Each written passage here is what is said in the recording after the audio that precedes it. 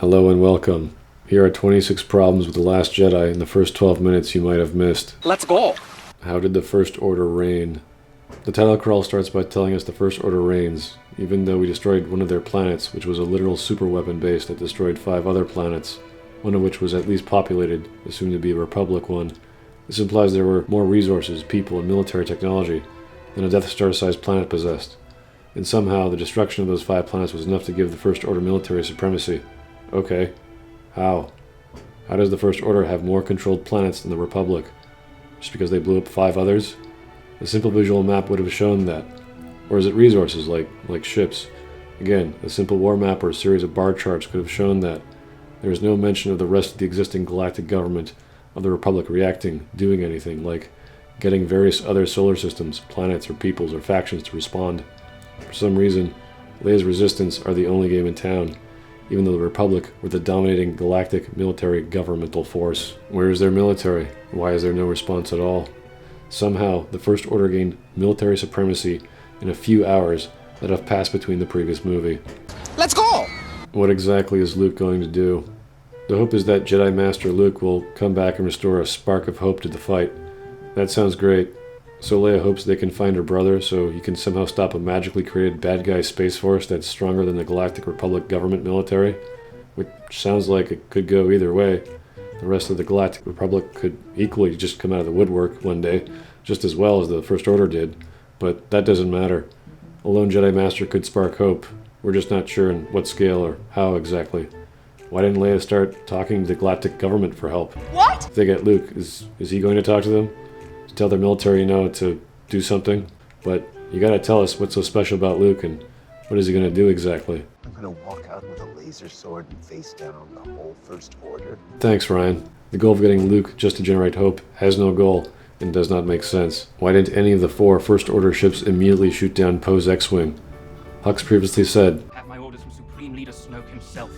This is where we snuff out the Resistance once and for all." so everyone's orders are to snuff out the Resistance. We're then told guns and shields in attack mode. Guns and shields in attack mode. So the enemy is giving you an open target. It's right there. Just crush him like a bug. Shouldn't be hard. You've got like 3 Star Destroyers and 1 Dreadnought. Go for it. Go! 3 Star Destroyers don't do anything, even after being ordered to. When Poe parks his X-Wing and closes his S-foils, it's in front of the Dreadnought. After Hux realizes he's being played, he orders his ship to open fire on Poe. Open fire! But that strangely never happens. We're not sure why. We're not sure why if the fear of friendly fire exists, then if so, why didn't the Star Destroyer that Hux is on simply immediately launch fighters? Hux is more than motivated to attack Poe, but no one seems to listen to him.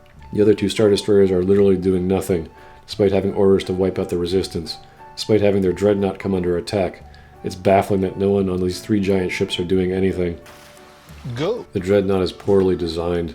Its surface-level cannons can't fire upon Poe because X-Wings are too small and are too close range. Apparently not because he's flying too fast. That puny ship is too small and too close range. If that's the case, why did Poe need a boost of speed? Or is Captain Kennedy not aware it's traveling very fast?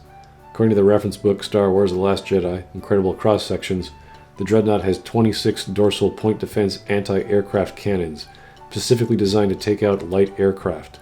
Poe is able to take out 25 of them in a matter of seconds, but runs into difficulty for a contrived scene of conflict after only the Dreadnought launches fighters. 1 cannon left. Unless there are time skips, no matter how good or how fast Poe is at knocking out service cannons, this is simply not possible. The rest of the ship is completely defenseless. 26 useless cannons that get destroyed in seconds, and no other point defense guns or turbo lasers throughout the entire ship. What is going on? It's like the ship was built for one specific purpose, and that's to get blown up in a contrived scenario. Oh, hi, Ryan. Let's go! Why is Poe even bothering to take out the surface cannons? The general unspoken idea behind attacking the First Order was to buy time for the rest of the Resistance to escape the planet. Okay. But why take out the surface cannons? For one, they have no targeting angle to hit any escaping ship from the planet. We know this because the Dreadnought has aimed and locked its autocannons on the base, leaving the 7-kilometer-long dorsal side of the Dreadnought with no angle of aiming its surface cannons at anything. But even if the Dreadnought did have an angle of attack with its surface cannons, Resistance ships were much too far away to even bother to get an accurate shot. Okay. Why didn't Poe attack the autocannons? That's the weapon that's going to blow up the base, and the stationary Raddus that's waiting for the ships to board it. There's also no defenses on the ventral side of the ship. So why did Poe bother to take out the surface cannons when the only real threat was the autocannons? It's assumed that Poe knows this ship, as he knows it's a fleet killer, and he specifically targeted the dorsal side, as that was everyone's attack plan, so he should be well aware of its armament. But you'll say, but we see in the next scene, it's so the bombers could bomb the dreadnought at its sweet spot. That's great. Why didn't Poe, though, after successfully attacking the surface cannons, go after the autocannons? He can still fire, and he's still alive. And the only threat of this ship is the autocannons. What the hell kind of distraction is this if your plan is flawed from the start? Which brings us to our next point. Go. Why didn't Leia order the rest of the bombers and escorts to retreat? If Poe still survived, he'd still be reprimanded, and Leia could demote him. If Leia can contact Poe, she should be able to contact the bombing fleet. So why didn't she? Isn't she in charge? When Poe hit the switch to stop talking to Leia, did he somehow kill Leia's ability to communicate to the other ships? But if Leia had that ability, and they listened to her and everyone retreated, then they would have been blown away when the autocannons targeted the Raddus. How lucky they stopped the dreadnought in the most contrived way possible. Let's go. Why did the bombers attack the dreadnought's dorsal side? There's no up and down in space. The bombers could have easily attacked the ventral side of the dreadnought with no surface cannons, and would have been launched with Poe this entire time. They would have flown underneath, upside down in relation to the dreadnought, and they'd be significantly safer. They could have attacked that sweet spot on the ventral side too, or just take out the autocannons. Go. Where are the Y-wings? We have X-wings and A-wings, so why don't we have Y-wings? They'd be better designed to bomb a spaceship, but JJ took out Y-wings because they weren't iconic enough, and Ryan wanted his contrived, ham-fisted, forced melodramatic World War II bombing scene, and didn't know how to do it, or work with lore. But why did Ryan keep the A-wings if they were removed from lore? The only reasons I could think of were 1, he wasn't part of the first movie and clearly didn't care about what came before, and 2, A-wings didn't interfere with his ham-fisted World War II bombing scene, but Y-wings would. Let's go. Why did the dreadnought only attack the surface? Similar to question 4, no explanation is given, even though we know everyone's orders would have wiped out everything in the Resistance, their transports, everything. Why didn't the 4 First Order ships order a full assault, as per their orders? Why is only the dreadnought doing anything? That's after it's being attacked. Tell Captain Kennedy to prime his dreadnought, incinerate their base, destroy their transports, and obliterate their fleet. And if it could only do one thing at a time, why wouldn't the dreadnought attack a series of moving targets first? The Raddus doesn't seem to be moving much at all anyway. Should be an easy target. The planetary base seems like it'll be there for a while. Maybe the side with superior numbers and firepower should achieve air supremacy first before bombing a planet. This might be a good idea. Let's go. And why weren't all these TIE fighters attacking Poe? I mean, they're all coming from the dreadnought again, so why wasn't Poe obliterated by now? Yes, he's an amazing pilot. He managed to dodge fire from 26-point defense cannons, and he took out a few TIEs himself, but not all of them. Clearly, some of the TIEs either didn't bother to attack Poe that time, or were just launched now, which means the dreadnought is not too interested in fighting to protect itself for some reason, even though it lost all of its defenses. Does the First Order even care what it's doing? Let's go. Why are the bombers so poorly designed? I get it. Ryan wants his World War II scene. Okay, so why are the bombers so slow? Why are they so big? Why are they unshielded at the very least? Sure, TIE bombers are unshielded, but these things are kind of ridiculous. Usually, a spaceship is designed for a purpose. X-wings are balanced between speed, weaponry, and durability. Wouldn't it have been more entertaining if these new bombers were smaller, faster, or at least shielded, like an X-wing or Y-wing? Y-wings are like bombers, and they have shields. You could still have the World War II bombing bay door scene. You could still have the drama. It would just be more believable, but working within existing lore. Hell, just use B-wings, Y-wings, or modified ships to have that bombing bay scene, whatever. You can still do it. You didn't have to invent the wrong tool, all for a contrived series of events. A series of these contrived events needed to occur in order for this ship to do its job. 1. No surface cannons. Poe took care of that. That was the plan. 2. No TIEs attacking them at first. Poe was apparently taking up their attention till he just forgot about him. Or the ship didn't bother to launch all their fighters either. 3. The other Star Destroyers did literally nothing. No TIEs, no moving the Star Destroyers to get involved, no shots fired, nothing. 4. They had A-Wing and X-Wing escorts to protect them if they got engaged. They did, and they still get destroyed. 5. They had a 7-kilometer-long stationary target. 6. Enemy intel. They had knowledge of the enemy's sweet spot. Everyone knew it, so that was their goal. They weren't just randomly dropping bombs. They had a very specific and stupid and intentionally dangerous plan. 7.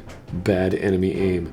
Despite the TIEs easily destroying the bombers, one managed to make it through, even though they're an obvious sitting duck, even though it's taking its sweet time to drop a payload, because of the technical problems with the design of the bomb system and the ship's poor durability. The TIEs just can't hit a large, slow, damaged, defenseless moving target for some reason. These are all ideal conditions, and still, all the bombers get destroyed. The one that succeeds gets destroyed in a contrived, forced way. Let's go. Why didn't the bombers use missiles? According to the Star Wars The Last Jedi incredible cross-sections, each bomber has 1,048 proton bombs. That's a lot of bombs. The bombs are so deadly, even one volley, or maybe 131 of them or so, were more than enough to destroy the dreadnought. Military commanders and engineers should know how bombs affect their enemy defenses. So why'd they buy so many of these bombs? Why couldn't they sell them for some missiles? Keep the payloads of some of the bombs, put them in the missiles. Again, Ryan could still get his scene of dropping bombs or missile bombs or whatever. Could just be as practical, just as dramatic, just less contrived. Let's go. Why didn't the bombers drop their bombs from a distance? Okay, so they're bombs. Really tiny, hard-to-hit objects that go boom. I got it. The closer you are to your target, the more accurate the drop. Okay. But why not drop them using your artificial gravity from a distance? It would be like a moving minefield. Considering how large a target the dreadnought is, these bombs will get there at slightly faster speeds than you, especially since they have an ejection method, allowing your ship to retreat. Go. Why are the bombs of the bombers really weak and then sometimes extremely powerful? Bombs are armed. Here we see the bombs are armed. A freak collision causes 3 bombers to explode.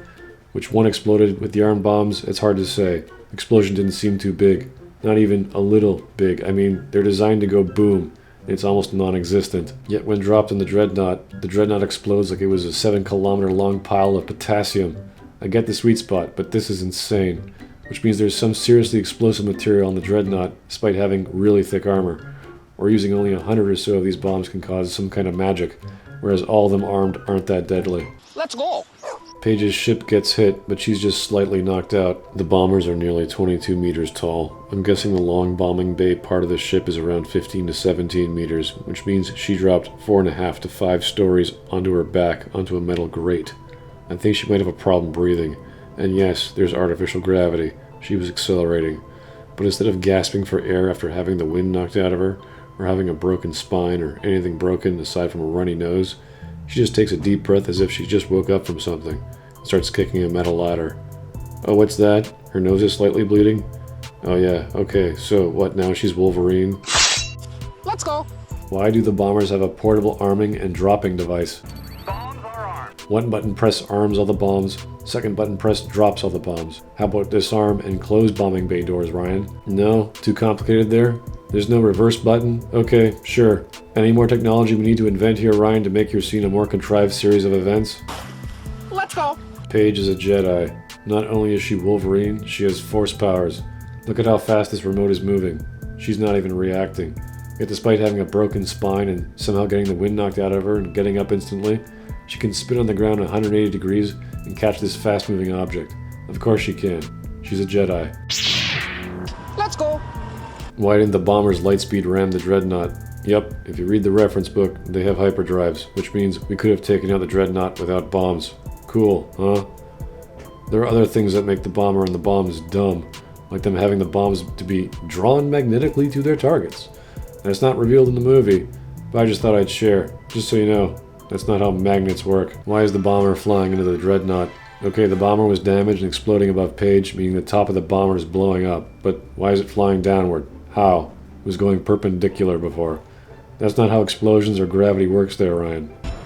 Let's go. How are the bombers going to get back to the Raddus, or wherever they came from? The most ideal result is everyone comes back alive. But the bombers are so slow, even after successfully destroying the dreadnought. How would they get back to the Raddus? Wouldn't they have to contend with the 3 other Star Destroyers and their TIE fighters? Was this a suicide mission to begin with? Ryan? Really? It just so happened to be a suicide mission? There was no exit strategy? We just assumed the 3 Star Destroyers wouldn't have launched TIE fighters? I mean, they could just lightspeed away, but we specifically see Poe and the team land back on the Raddus, and then it lightspeeds away.